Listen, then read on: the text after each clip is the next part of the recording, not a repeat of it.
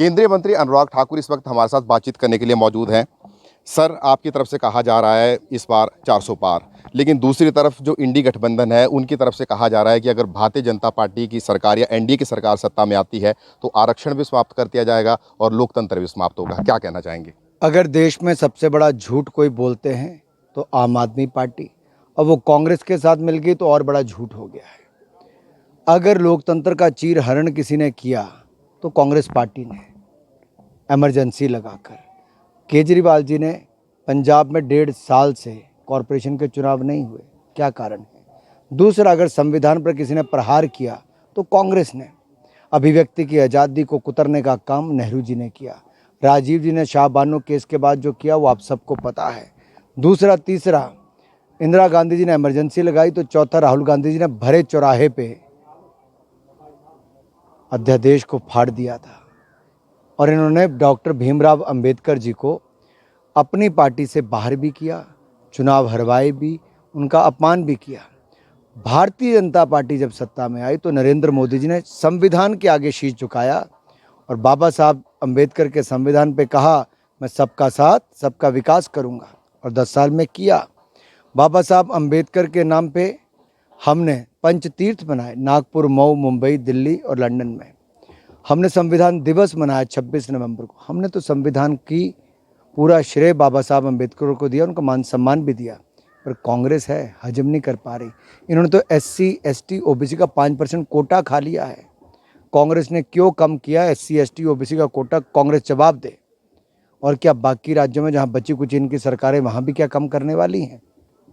कांग्रेस के कर्नाटक के जो उप मुख्यमंत्री हैं उनका कहना है कि जो इंडी गठबंधन है उसके पास 300 सीटें और जो एनडीए गठबंधन है उसके पास 200 सीटें, मतलब उनका एक कैसे कहना है, दावा ये है कि सरकार उनकी बनने जा रही है। एक अनार 100 बीमार वाली इनकी हालत है। एक कुर्सी के लिए 20 नेता इनके पास हैं। 4-4 महीने बाद प्रधानमंत्री बदलने की सोचते हैं। अरे, देश की जनता बहुत समझदार है, स्थिर और निरंतर सरकार देगी। कांग्रेस के पास तो 550 में से 300 से ज़्यादा सीटों पे उम्मीदवार नहीं मिल पाए खड़ा करने के लिए। कांग्रेस की हालत आज देश में हो गई। कांग्रेस के प्रदेशाध्यक्ष पार्टी छोड़ के चले गए। 3-3 इनके सांसद के जो प्रत्याशी थे उन्होंने चुनाव से पहले अपनी कुर्सी छोड़ दी। कांग्रेस डूबता जहाज है, इसका कुछ नहीं हो सकता। मैं इतना ही कहूँगा, यहाँ भारतीय जनता पार्टी है जो अपने दम पे 370 पार और एनडीए 400 पार करने जा रही है। कांग्रेस 40 के लिए स्ट्रगल कर रही है, संघर्ष कर रही है। कांग्रेस 40 सीटें पार कर जाएगी तो बड़ी बात हो जाएगी। भाजपा 400 पार करेगी। अरविंद केजरीवाल जी आजकल जैसे चुनाव प्रचार कर रहे हैं तो उनका कहना है कि वो लोगों से अपील कर रहे हैं कि उन्हें वोट देंगे तो फिर वो जेल में नहीं जाएंगे, बाहर रहेंगे। मतलब एक तरीके से उनका कहना ये है कि जो आपके पास सीबीआई ईडी है उसका डर दिखाकर जो है वो नेताओं को डराया धमकाया जा रहा है, उनको जेल के अंदर बंद किया जा रहा है। देखिए, मैं एक बात आपको कहूँ, दिल्ली की जनता, मुझे तो कई बार उन पर बहुत दया आती है। क्या दुर्भाग्य है साहब उनका।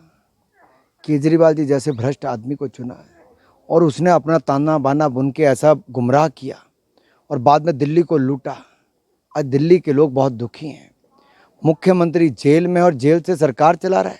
बाबा साहब अंबेडकर भी कहीं स्वर्ग में रह के दुखी होंगे, चिंतित होंगे कि जब वो संविधान बना रहे तब ये नहीं सोचा था कि कोई इतना अनैतिक व्यक्ति भी आएगा जो भ्रष्टाचार के मामले में जेल में होकर जेल से सरकार चलाएगा।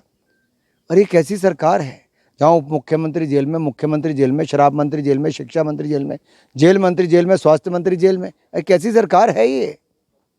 और दूसरा मैं कहूँ, ये अपनी रिहाई के लिए दुहाई लगा रहे हैं। कहाँ पे? जनता के बीच में। अरे जनता जानती देश को आगे बढ़ाना है। केजरीवाल की बेल के लिए थोड़ी चुनाव हो रहा है। केजरीवाल जी, आपने जैसे बेल ली, महिलाओं के ऊपर अत्याचार होना शुरू हो गया। स्वाति मालीवाल के साथ जो इनके घर के अंदर घटा, दर्द होता है देखते हुए, पीड़ा होती है। एक महिला के साथ क्या क्या अत्याचार केजरीवाल की आंखों के सामने हुआ। लात, घूंसे, चीखो पुकार। क्या केजरीवाल जी के कानों में एक महिला सांसद की, एक महिला की चीख पुकार नहीं सुनाई दी?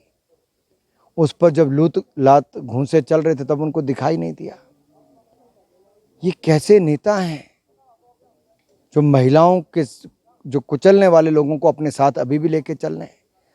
दूसरी ओर नरेंद्र मोदी जी हैं जिन्होंने नारी शक्ति वंदन बिल लाए, 33% आरक्षण नारी को दिया, 4 करोड़ पक्के मकान में से 3 करोड़ बहनों के हैं, 12 करोड़ शौचालय, 13 करोड़ घरों को नल से जल, 10 करोड़ बहनों को रसोई गैस का सिलेंडर दिया, तो मुफ्त में इलाज और अनाज दिया।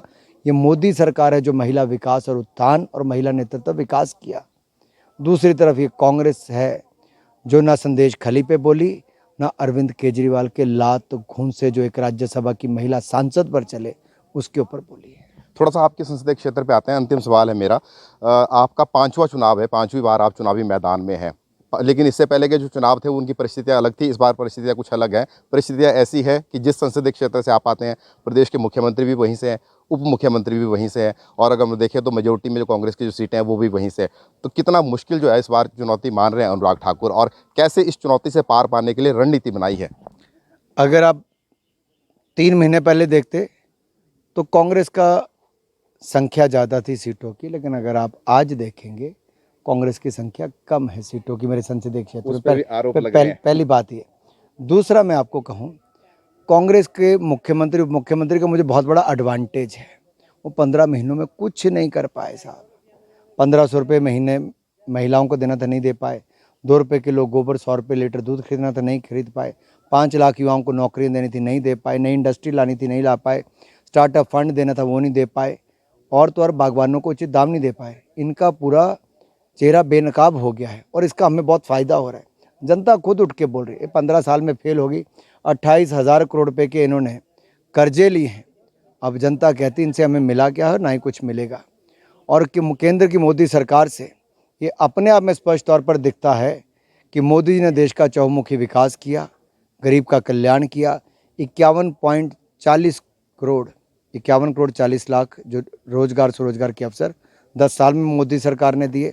25 करोड़ गरीबों को गरीबी रेखा से बाहर निकाला और मेरे हमीरपुर संसदीय क्षेत्र का भी चहुमुखी विकास किया। हर तरफ 4 लेन हाईवे से लेकर बड़ी बड़ी सड़कें, बड़े बड़े पुल बनाए। हमारे यहाँ पर एम्स, पीजीआई जैसे बड़े अस्पताल, 2 medical college, NIT, triple IT, central university, medical colleges से लेके केंद्रीय विद्यालयों से लेके अन्य शिक्षण संस्थान खुलवाए। जो कभी सोचा ना था उससे आगे बढ़कर मोदी सरकार ने दिया। रेलवे लाइन भी बिछाई और नई रेलगाड़ियां भी शुरू करवाई। चलिए, तो ये थे केंद्रीय मंत्री अनुराग ठाकुर, जिनका कहना है कि हमीरपुर संसदीय क्षेत्र से मुख्यमंत्री होने का कोई डिसएडवांटेज नहीं है, बल्कि उन्हें एडवांटेज मिल रहा है। और एडवांटेज ये है कि यहाँ पर कोई काम नहीं हुए हैं और ये अपनी 5वीं जीत को लेकर जो है वो पूरी तरह से आश्वस्त हैं। न्यूज़ 18 हिमाचल के लिए मंडी से वीरेंद्र भारद्वाज।